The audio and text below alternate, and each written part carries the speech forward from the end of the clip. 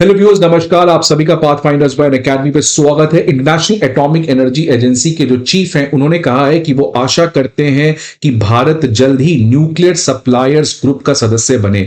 ऐसा दोस्तों अगर होता है तो भारत के लिए जो न्यूक्लियर एनर्जी को एक्सपैंड करने का प्रोसेस है वो काफी ज्यादा आसान होगा। बिकॉज आपको पता है प्राइम मिनिस्टर मोदी ने कहा है कि विकसित भारत बनने के लिए आपको इलेक्ट्रिसिटी में आत्मनिर्भर बनना पड़ेगा, अपने एनर्जी रिक्वायरमेंट के लिए सेल्फ रिलायंस बनना पड़ेगा और उसके लिए न्यूक्लियर एनर्जी एक पाइवटल रोल प्ले करने वाला है। लेकिन अगर न्यूक्लियर एनर्जी में एक्सपेंशन करना है तो हमें उन कंट्रीज के साथ जिनके पास इस समय न्यूक्लियर टेक्नोलॉजी है, न्यूक्लियर रॉ मटेरियल्स है, उनके साथ हमें ट्रेड करना बहुत जरूरी है। अगर भारत न्यूक्लियर सप्लायर्स ग्रुप का सदस्य बनता है तो उन कंट्रीज के साथ हमें ट्रेड करने में काफी ज्यादा आसानी होगी, जिससे हमारा इलेक्ट्रिसिटी सेक्टर में एक सेल्फ रिलायंस होना काफी ज्यादा आसान होगा।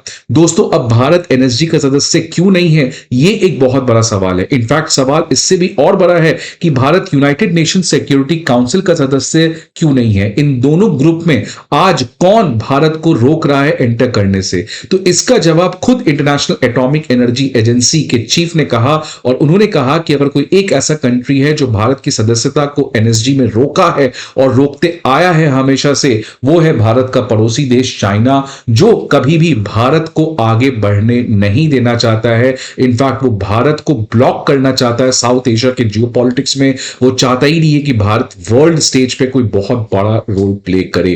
अब ये statement international atomic energy agency के चीफ की तरफ से आ रहा है। ये बहुत बड़ी बात है because international atomic energy agency एक यूनाइटेड नेशंस की संस्था है और इसका काम ही ये है कि जो इंडिया में नहीं पूरी दुनिया में जो न्यूक्लियर टेक्नोलॉजी का यूज हो रहा है वो न्यूक्लियर एनर्जी के लिए यूज हो, ना न्यूक्लियर वेपन के लिए यूज हो। तो इंटरनेशनल एटॉमिक एनर्जी एजेंसी के चीफ का भारत के प्रति यह स्टेटमेंट आना यह बताता है कि कितना ज्यादा दुनिया के जितने भी ऐसे न्यूक्लियर वॉचडॉग्स हैं उनका भारत के न्यूक्लियर एनर्जी के ऊपर भरोसा है कि भारत कभी भी अपने न्यूक्लियर टेक्नोलॉजी और मटेरियल्स का मिसयूज करके न्यूक्लियर वेपन नहीं बनाता है। तो आज इसी के बारे में सेशन में हम लोग बात करेंगे। आप देख सकते हैं ये आईएईए के हेड हैं राफेल ग्रॉसी, और आईएईए का बेसिकली काम है कि दुनिया में जो भी न्यूक्लियर एनर्जी या न्यूक्लियर एनर्जी से यूज किए जाने वाला जो भी टेक्नोलॉजी है, मटेरियल्स हैं, उनका पीसफुल यूज हो सके। ऐसा ना कि कोई कंट्री न्यूक्लियर मटेरियल ले और उसे न्यूक्लियर वेपन बना ले। तो एक तरीके से आईएईए जो है वो न्यूक्लियर इंस्पेक्टर है दुनिया का, और वो इंश्योर करता है कि न्यूक्लियर टेक्नोलॉजी का जो यूज है वो सिविल न्यूक्लियर पर्पस के लिए हो, फॉर एग्जांपल न्यूक्लियर एनर्जी के लिए हो, ना कि उसका यूज मिलिटरलाइजेशन के लिए किया जा सके फॉर न्यूक्लियर वेपन्स। तो इसी का काम न्यूक्लियर इंस्पेक्टर का काम आईएईए करता है। और इन्हीं के जो हेड हैं राफेल ग्रॉसी, उन्होंने कहा कि भारत का जो न्यूक्लियर एनर्जी में रोल है वो इनडिस्प्यूटेबल है, मतलब आप उस पर कोई आशंका जाहिर नहीं कर सकते। भारत नो डाउट एक बहुत बड़ा प्लेयर है इस पूरे न्यूक्लियर एनर्जी में, और इसीलिए भारत का न्यूक्लियर सप्लाई ग्रुप का सदस्य बनना ये बहुत ज्यादा जरूरी है। और इसलिए आईएईए जो है वो पूरी तरीके से भारत को समर्थन देता है कि वो न्यूक्लियर सप्लायर्स ग्रुप का सदस्य बने। अब न्यूक्लियर सप्लायर्स ग्रुप बेसिकली एक ऐसा ग्रुप है जिसमें इस समय 48 कंट्रीज हैं। आप देख सकते हैं ये तमाम 48 कंट्रीज, इसमें इंडिया एक मेंबर नहीं है, बाकी China, Russia, US, European union, Australia, New Zealand, south Africa, ये सारे कंट्रीज के सदस्य हैं। अब दोस्तों ये जो 48 कंट्री का ग्रुप है, अगर मान लीजिए इंडिया कल को एनएसजी का मेंबर बन जाए तो इंडिया के लिए इन तमाम 48 कंट्रीज के साथ न्यूक्लियर टेक्नोलॉजी या न्यूक्लियर मटेरियल को लेकर ट्रेड करना काफी ज्यादा आसान होता है। बिकॉज एनएसजी को बनाया इसलिए गया था कि अगर मान लीजिए कोई कंट्री पाकिस्तान को न्यूक्लियर मटेरियल दे दे तो क्या भरोसा कल को पाकिस्तान उस न्यूक्लियर मटेरियल का यूज न्यूक्लियर एनर्जी को ना करके न्यूक्लियर वेपन को बनाने में लगा दे। इसलिए एनएसजी कंट्रीज ने यह डिसाइड किया कि हम उन्हीं कंट्री के साथ ट्रेड करेंगे जो एक न्यूक्लियर रिस्पॉन्सिबल कंट्री है, वो मिसयूज ना करे इन टेक्नोलॉजीज का, इन मटेरियल्स का। इसलिए इन्होंने एक एक्सक्लूसिव क्लब बना दिया इन 48 कंट्रीज का, और ये आपस में इन तरीके से ट्रेड करते हैं। अगर भारत इसका सदस्य बनता है तो भारत के लिए भी इन न्यूक्लियर एनर्जी के लिए जो ट्रेड है उसको करना आसान पड़ेगा, क्योंकि इस समय भारत एनएसजी का सदस्य नहीं है। इसलिए भारत का यूरोप के साथ, भारत का यूएस के साथ, कनाडा के साथ, रशिया के साथ, इनके साथ न्यूक्लियर रिलेटेड जो ट्रेड है वो करना थोड़ा मुश्किल पड़ता है। ऑल्दो एनएसजी का सदस्य भारत नहीं है, लेकिन अमेरिका ने, रशिया ने, कनाडा ने, इन सभी कंट्रीज के साथ बायलैटरल लेवल पे इंडिया के साथ एग्रीमेंट किया है। आपको पता है 2006 में इंडो यूएस न्यूक्लियर डील हुआ था। बट एनीवेज, इंडिया का एनएसजी ज्वाइन करना ये बहुत बड़ा गेम चेंजिंग बात बन सकता है अगर भारत आने वाले समय में न्यूक्लियर एनर्जी में एक वर्ल्ड का लार्जेस्ट प्लेयर बन के आए। तो इन्हीं के बारे में आज हम लोग डिटेल में बात करेंगे स्टूडेंट्स। बट आगे बढ़ने के पहले बहुत ही इंपॉर्टेंट इंफॉर्मेशन कि अनअकैडमी आईएएस आप सभी के लिए कुछ इंपॉर्टेंट पीडीएफ लेके आया है, जिसमें प्रीवियस ईयर क्वेश्चंस हो गए, करंट अफेयर मैगजीन्स हो गए, प्रीलिम्स मॉक टेस्ट हो गए। ये सभी पीडीएफ अब आपको अनअकैडमी आईएएस के द्वारा फ्री ऑफ कॉस्ट प्रोवाइड किया जा रहा है। ये पीडीएफ आपको कहां मिलेंगे? हमारे वीडियो पे दिए गए डिस्क्रिप्शन पे एक लिंक होगा, वहां पे जाके आप डाउनलोड कर सकते हैं। इसके अलावा आपको किसी भी तरीके की इंफॉर्मेशन चाहिए तो आप इस नंबर पर कॉल कर सकते हैं या हमारे किसी भी ऑफलाइन ब्रांचेस पे विजिट कर सकते हैं। अब देखिए, भारत जो है वो न्यूक्लियर सप्लाई ग्रुप बनने का प्रयास बहुत समय से कर रहा है। इनफैक्ट 2004 के बाद से हम कॉन्स्टेंटली उन तमाम एनएसजी कंट्रीज के साथ बातचीत कर रहे हैं और 2016 में हमने एक फॉर्मल एप्लीकेशन प्रोसेस को भी फुलफिल किया। हमने ऑफिशियली मेंबरशिप ऑफ एनएसजी के लिए अप्लाई किया और 2016 के बाद से कॉन्स्टेंटली हम उन सभी एनएसजी मेंबर्स के साथ बातचीत कर रहे हैं कि भारत को भी एनएसजी की सदस्यता मिलनी चाहिए। रशिया तुरंत भारत के इस एनएसजी बिड को सपोर्ट किया और रशिया ने कहा कि भारत को जल्दी एनएसजी ग्रुप का सदस्य बनाना चाहिए। उसके कुछ समय बाद अमेरिका ने इंडिया के इस एनएसजी ग्रुप की सदस्यता को स्पॉन्सर किया। अमेरिका भी चाहता था भारत जो है वो एनएसजी का सदस्य बने, लेकिन एक कंट्री दोस्तों जो हमेशा से इंडिया को ब्लॉक करते आया है वो है चाइना। चाइना ने कहा कि इंडिया जो है वो एनएसजी का सदस्य नहीं बन सकता है और इसका रीजन क्यों है? इसका रीजन है एनएसजी का एक रूल, जिस रूल में कहा गया है कि अगर आपको न्यूक्लियर सप्लाई ग्रुप का सदस्य बनना है तो उसके लिए आपको नॉन प्रोलिफरेशन ट्रीटी को साइन करना पड़ेगा, तभी आप एनएसजी के सदस्य बनते हो।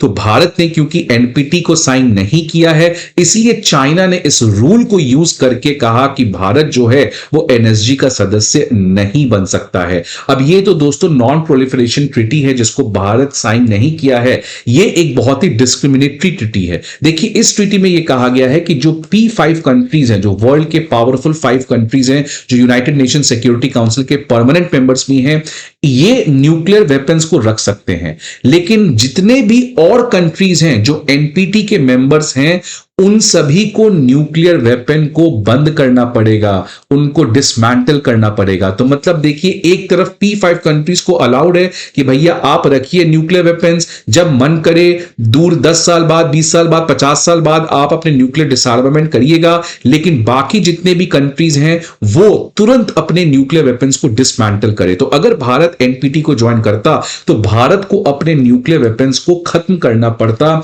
यह भारत को मंजूर नहीं था, इसलिए भारत ने एनपीटी को ज्वाइन नहीं किया है। इसी चीज का बहाना चाइना लेकर कहता है कि अगर हम इंडिया को एनएसजी का सदस्य बना दे, और क्योंकि इंडिया एनपीटी का सदस्य नहीं है, तो अगर हम भारत को न्यूक्लियर मटेरियल्स देंगे, न्यूक्लियर टेक्नोलॉजी देंगे, तो वो अपने न्यूक्लियर वेपन्स को बना सकता है, because Bharat non proliferation treaty को एंटर नहीं किया है, जिसकी वजह से भारत के ऊपर कोई रेस्ट्रिक्शन नहीं है कि वो न्यूक्लियर वेपन ना डेवलप करे। तो ये एक तरीके से काफी ज्यादा कॉम्प्लिकेटेड तरीके से भारत के इस मेंबरशिप को ब्लॉक करने का प्रयास चाइना ने किया है। लेकिन ये बिल्कुल गलत बात है, बिकॉज ऑल्दो ये सही बात है कि भारत एनपीटी का सदस्य नहीं बना है, बट इसका ये मतलब नहीं कि भारत अपने न्यूक्लियर वेपन का मिसयूज किया है या न्यूक्लियर वेपन्स का बढ़ावा देता है। इनफैक्ट देखिए, भारत की न्यूक्लियर डॉक्ट्रिन में नो फर्स्ट यूज पॉलिसी है।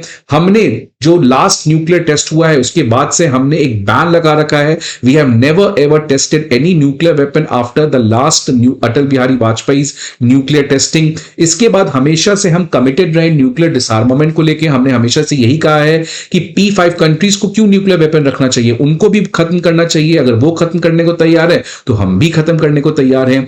IAEA जो यूनाइटेड नेशन का एक न्यूक्लियर इंस्पेक्टर है, उसके द्वारा कॉन्स्टेंटली हमने अपने न्यूक्लियर फैसिलिटीज को चेक करवाया है, इंस्पेक्ट करवाया है। हमारा जो न्यूक्लियर वेपन है वो कंप्लीटली सिविलियन कंट्रोल में है और एक strong command and control structure है, जिसकी वजह से इसका मिसयूज नहीं किया जा सकता है। एक डेमोक्रेटिक कॉन्स्टिट्यूशनल तरीके से ये पूरा चीज रेगुलेट होता है और हमने नॉन प्रोलिफरेशन रिकॉर्ड में सबसे सक्सेसफुल डेमोन्स्ट्रेशन किया है। We have never ever shared any nuclear technology और material with any country which has any suspicion of becoming a nuclear weapon country.